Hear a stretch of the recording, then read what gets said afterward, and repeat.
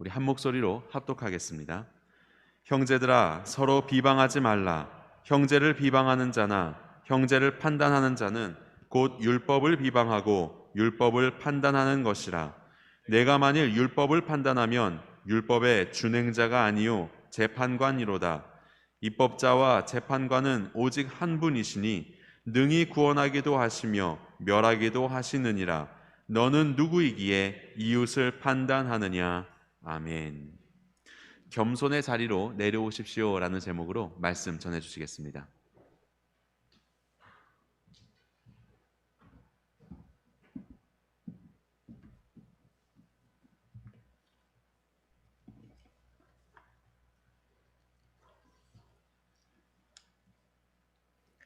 반갑습니다. 평안하시죠? 네, 앞에 막이 없으니까 환하고 좋습니다. 네, 여러분 가정에 주께서 주시는 은혜가 풍성하게 채워지기를 축복합니다. 제가 잠시 기도하겠습니다. 주님, 오늘 주어진 말씀이 권세 있는 말씀 되게 하시고 우리의 삶을 꿰뚫어서 주께서 기뻐하는 것으로 우리를 이끌 수 있는 말씀 되게 도와주십시오. 예수님의 이름으로 기도합니다. 아멘. 질문 하나 드리죠. 저와 이웅 목사님 중에 누가 더 겸손해 보입니까? 대답하기 어려우시죠? 둘 중에 누가 더 잘생겼냐는 질문보다 훨씬 어려우실 겁니다. 왜 그럴까요? 겸손은 겉으로 드러난 모습이 아니기 때문입니다. 하나님은 겸손한 자에게 은혜를 베푸신다고 했습니다. 겸손은 무엇이라 했죠? 하나님께 복종하는 것이 겸손입니다. 그러면 하나님께 복종하기 위해서 어떻게 해야 할까요? 비방과 판단을 멈춰야 합니다. 11절 보시죠. 성경 보시면 형제들아 서로 비방하지 말라 하고 있습니다. 지금 겸손에 대해서 이야기하다가 왜 갑자기 비방 이야기를 꺼냈을까요? 비방하는 것 안에 우리를 겸손하지 못하게 하는 요소가 들어있기 때문입니다. 비방의 뜻은 이렇습니다. 악한 의도를 가지고 거짓으로 기소하다. 우리 재판할 때 검사가 기소하죠. 그런데 악한 의도를 가지고 진실과 거짓을 섞어서 거짓으로 기소하는 겁니다. 비판과 다릅니다. 비판은 우리 건설적인 비판 이런 말도 하는데 일단 선한 동기로 사실을 바탕으로 합니다. 하지만 비방은 악한 의도와 거짓이 들어있습니다. 우리가 형제를 비방할 때가 있는데 우리는 왜 형제를 쉽게 비방할까요?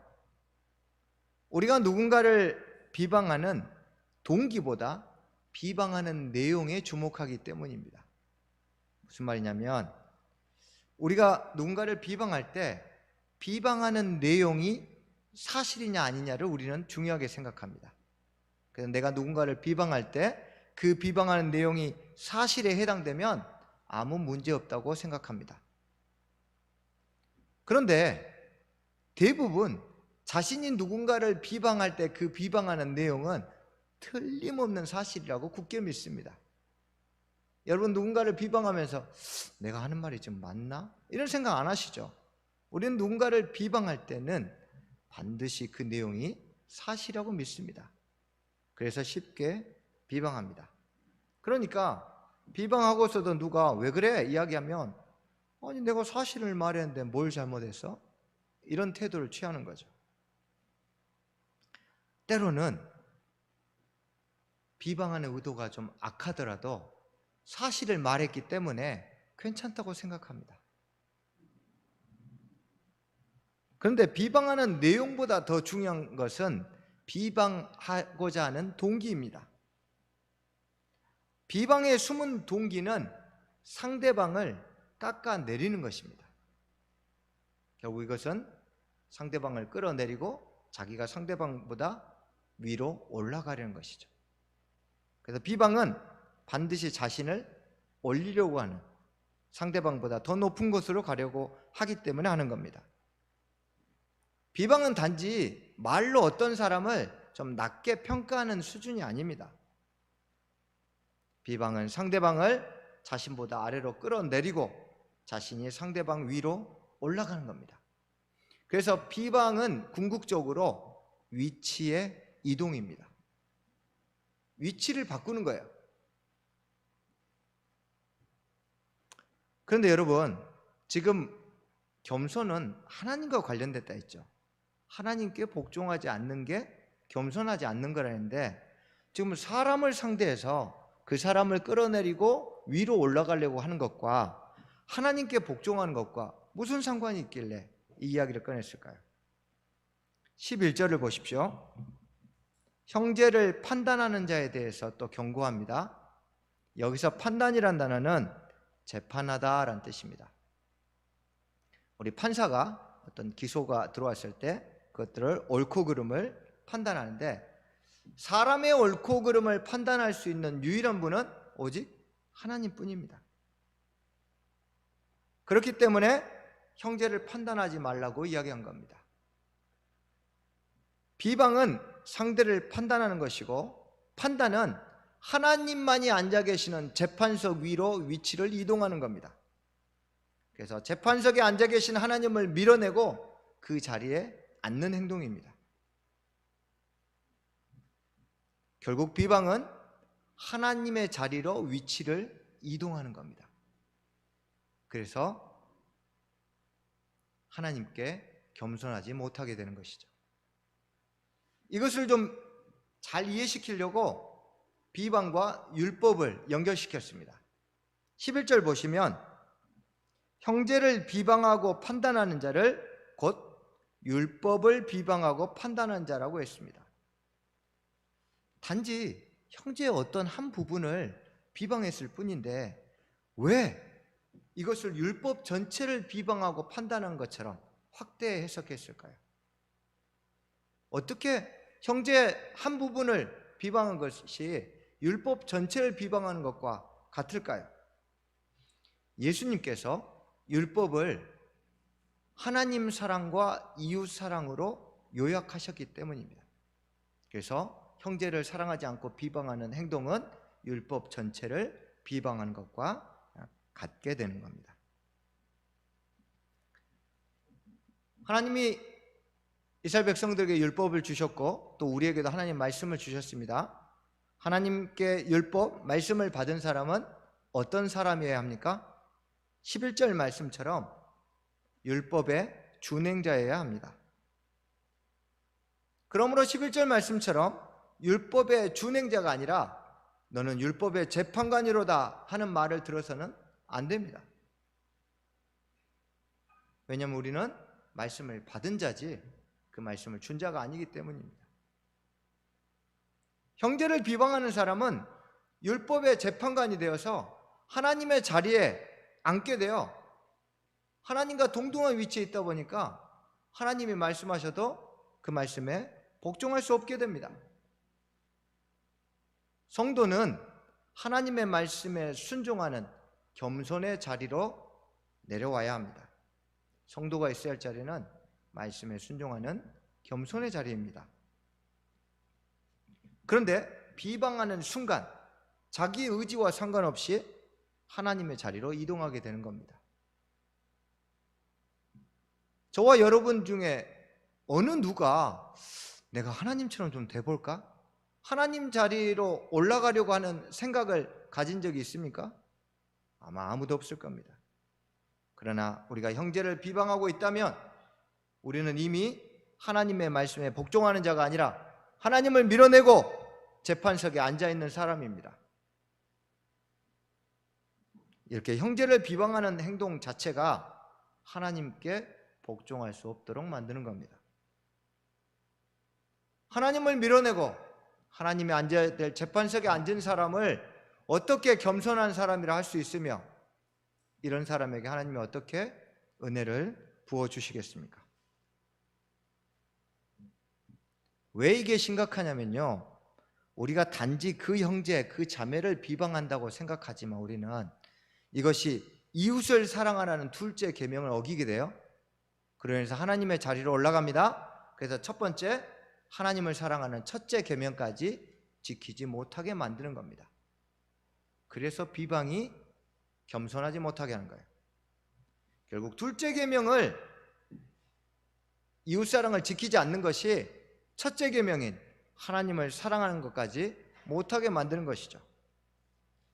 이것이 겸손하지 못한 자가 은혜를 받을 수 없는 이유입니다. 그러므로 겸손하려면 하나님이 앉아 계셔야 할 재판석에서 지금 내려와야 합니다. 옳고 그름을 판단하는 재판석에 앉아야 할 분은 12절 말씀처럼 명확하게 얘기했어요. 입법자와 재판관은 오직 한 분, 하나님이라 했어요. 법을 주신 분, 입법자도 하나님이시고 그것이 옳고 그름을 판단할 분도 오직 하나님입니다. 혹시 지금 우리 중에 하나님만이 앉으셔야 할 자리에 떡하니 앉아서 누군가를 재단하고 판단하고 있지 않습니까? 주께서 우리에게 주신 이웃을 차별하지 않고 사랑으로 대하는 것이 율법의 준행자, 하나님의 말씀을 받고 순종해야 될 겸손한 자가 해야 할 일입니다. 그러면 우리는 왜 이웃을 사랑해야 한다는 걸 잘 아는데도 이웃을 사랑하기보다 쉽게 비방할까요? 그 이유는 하나님이 생각하는 이웃과 우리가 생각하는 이웃이 다르기 때문입니다. 여러분, 우리 지난번에 좀 됐는데 최찬석 기억하시죠? 야고보 공동체에서, 교회에서 어떤 부자가 왔을 때 그 사람을 최찬석, 특별 좌석에 앉혔습니다. 왜 그랬을까요? 저 사람은 우리 교회에 도움이 될 것 같아. 그래서 최찬석에 앉혔어요. 그런데 또 가난한 사람이 들어옵니다. 거기 아무 데나 앉으세요. 왜 그랬을까요? 가난한 사람이 교회에 도움이 될 것 같지 않았기 때문입니다. 이것은 오늘날 우리에게도 여전히 나타납니다. 하나님은 도움이 필요한 사람을 이웃이라고 하셨는데 우리는 우리에게 도움을 줄 사람을 이웃으로 여깁니다. 하나님이 말씀하신 이웃과 내가 생각하는 이웃이 다르면 우리는 결국 누군가를 비방하게 될 수밖에 없습니다. 그러므로 우리가 생각하는 이웃과 하나님이 생각하는 이웃이 같아야 합니다. 그래야 이웃을 사랑하라고 말씀하신 그 명령에 순종할 수 있습니다. 예수님도 유대인들에게 강도 만난 자를 도운 사마리아인에 대한 비유를 말씀하시면서 네 이웃이 누구냐? 라고 말씀하셨어요. 유대인들이 생각하는 이웃과 하나님이 사랑하라고 하신 이웃이 다르기 때문이에요. 하나님이 말씀하신 이웃과 내가 생각하는 이웃이 다르기 때문에 이웃을 사랑하십시오 설교하면 아멘 합니다.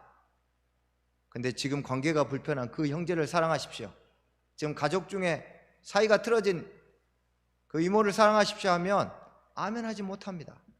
왜요? 하나님이 말씀하신 이웃과 내가 생각한 이웃이 달라지는 게 드러나기 때문이죠.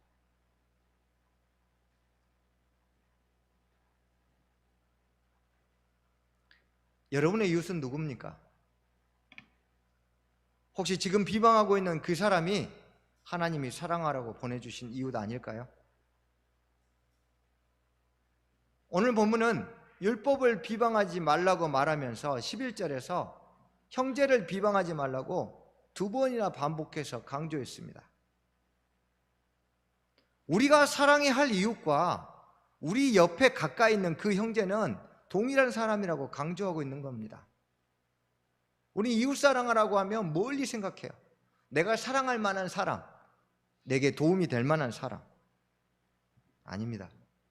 지금 우리가 사랑해야 될 이웃은 누구일까요? 가족 중에 관계가 소홀한 그 사람일 수 있습니다. 지금 교회에서 대립관계에 있는 그 사람일 수 있습니다. 나에게 도움이 전혀 안 되는 그 사람일 수 있습니다. 하나님이 사랑하라고 보내주신 일을 비방하는 것을 멈추고 겸손의 자리로 내려오십시오. 하나님은 분명히 겸손한 자에게 은혜를 베푸신다고 했습니다. 그러므로 은혜를 부어달라고 기도하기 전에 자신이 있어야 할 위치로 내려오십시오. 자, 그러면 우리가 어떻게 해야 겸손의 자리로 내려올 수 있을까요? 이걸 알아야겠죠? 사람이 자리를 이동하려면, 어딘가로 옮기려면 자기가 어디에 있는지 자신의 위치를 알아야 합니다. 그래서 12절 말씀 보시죠. 너는 누구이기에, 이렇게 했습니다. 넌 누구냐? 그런 거예요.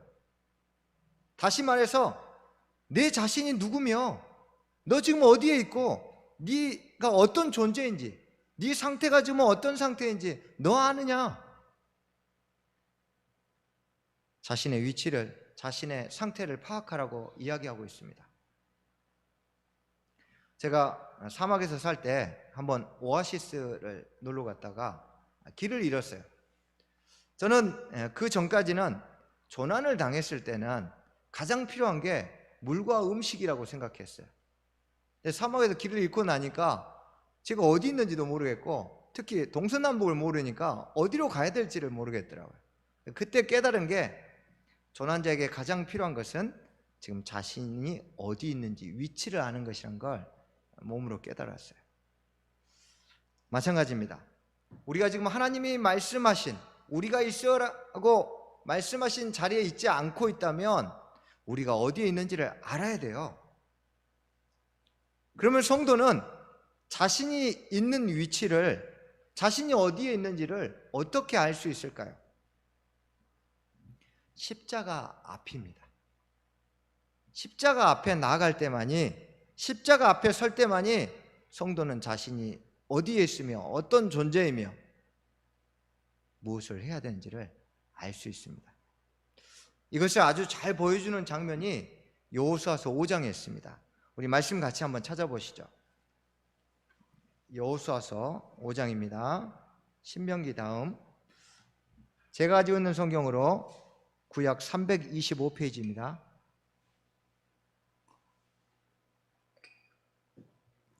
여호수아서 5장 2절 우리 찾으셨으면 우리 같이 한번 읽겠습니다. 그때 여호와께서 여호수아에게 이르시되 너는 부싯돌로 칼을 만들어 이스라엘 자손들에게 다시 할례를 행하라 하시매. 이스라엘 백성들이 여리고 전투를 앞두고 길갈에 도착했습니다. 길갈은 평지인데 저 앞에 여리고가 보이는 곳입니다.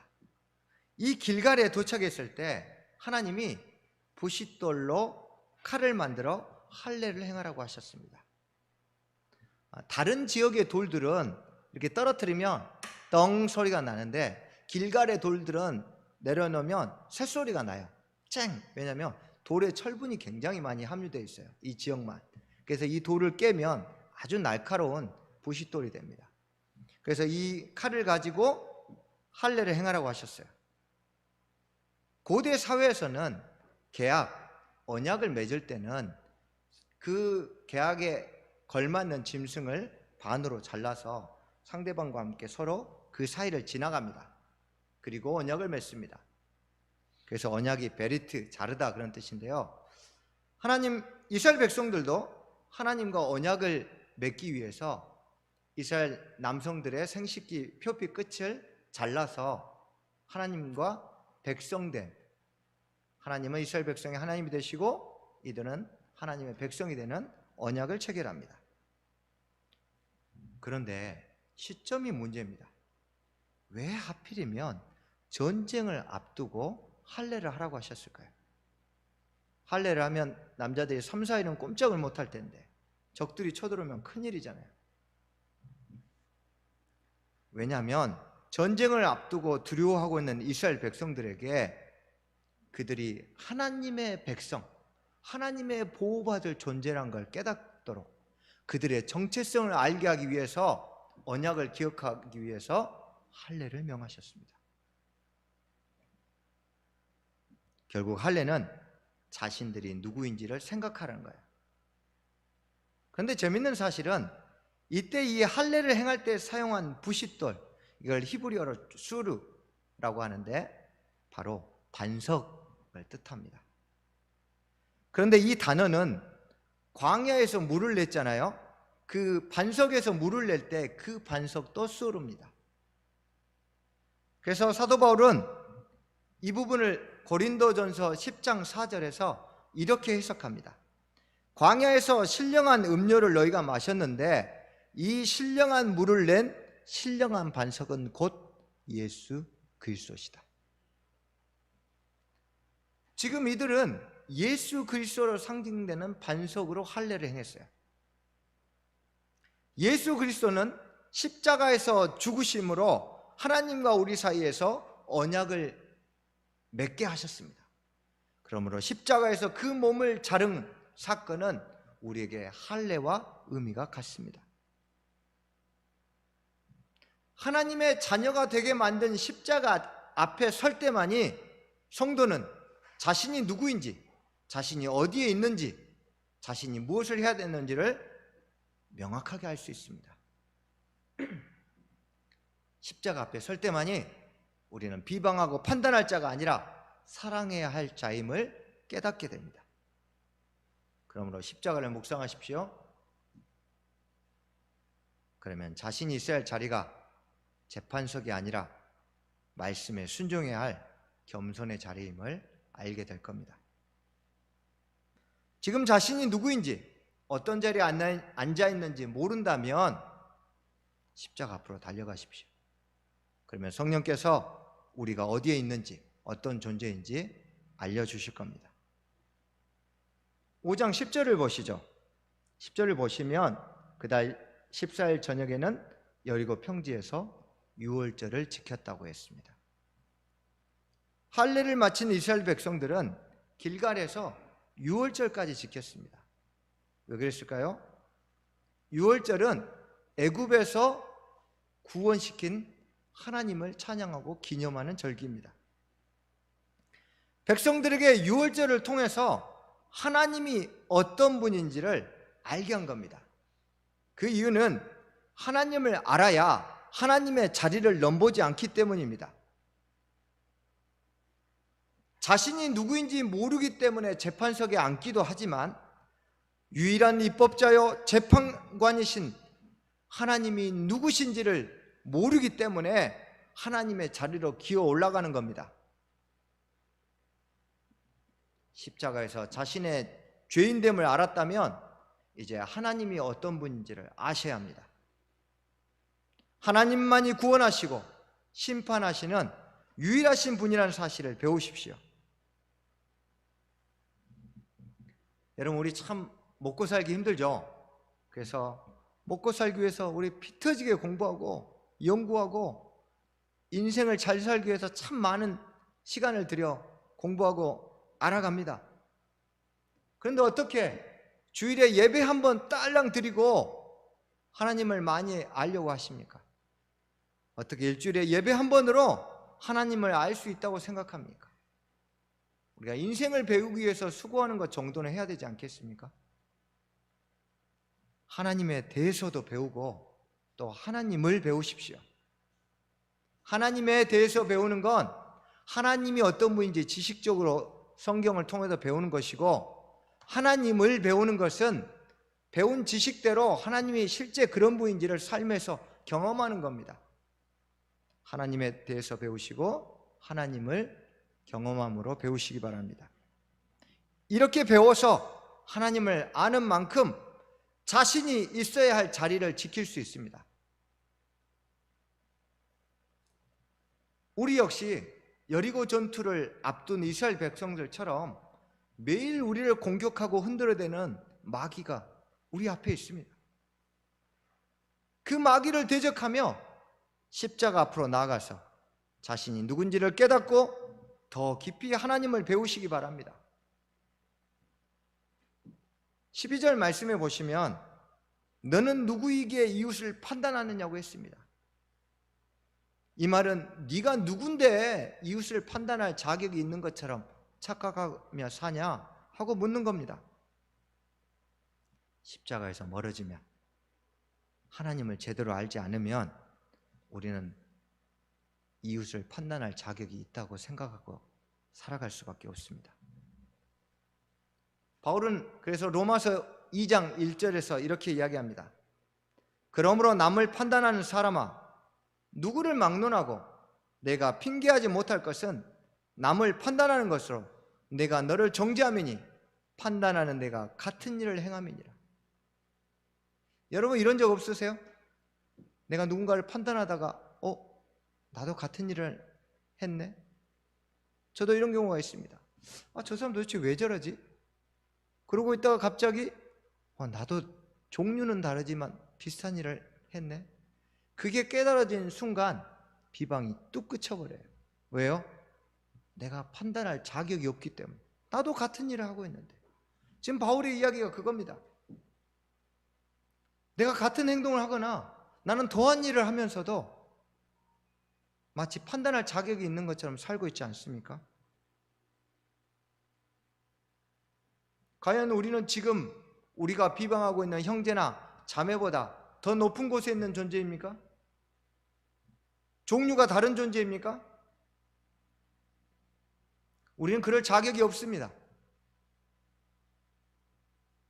우리가 비방하고 미워하는 존재와 동일하게 우리 역시 주의 은혜가 필요한 죄인일 뿐입니다.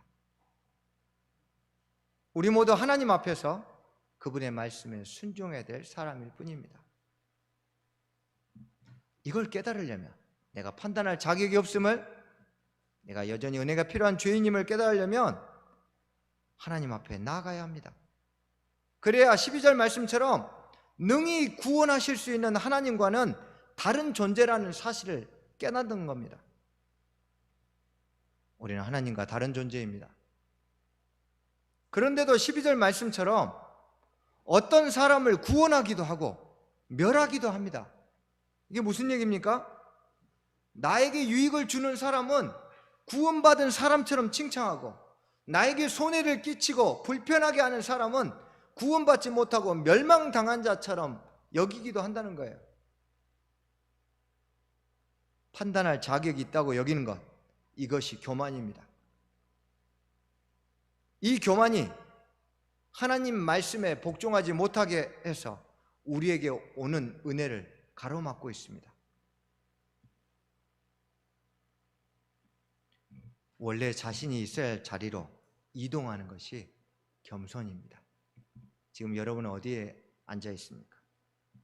판단하고 비방하는 자리가 아니라 말씀에 순종하는 자리로, 겸손의 자리로 내려오십시오. 우리가 어떤 존재인지를 깨달으십시오. 그리고 말씀의 빛 가운데 자신을 비추어 보십시오. 내가 그럴 만한 자격이 있는지, 지금 내가 어떤 상태인지를 깨닫고 십자가 앞에서 은혜를 구하십시오. 그리고 하나님에 대해서 더 배우시고 하나님의 자리로 올라가지 마십시오. 이제 겉모습만 겸손한 사람이 아니라 내면에서 하나님의 말씀에 온전하게 복종함으로 하나님이 여러분과 또 여러분 가정에 부어주시려고 예비하시고 또 이미 부어주신 은혜를 풍성히 누리시기를 축복합니다. 우리 기도하겠습니다. 우리 말씀 가지고 기도할 때, 주님, 나는 누구입니까? 여러분 십자가 앞으로 나아가십시오. 성령님 깨닫게 해주십시오. 또 하나님을 더 알아가게 해주십시오. 그래서 겸손의 자리로 내려가서 하나님이 내게 주신 은혜를 풍성히 누리는 삶을 살도록 도와달라고 우리가 함께 기도하겠습니다.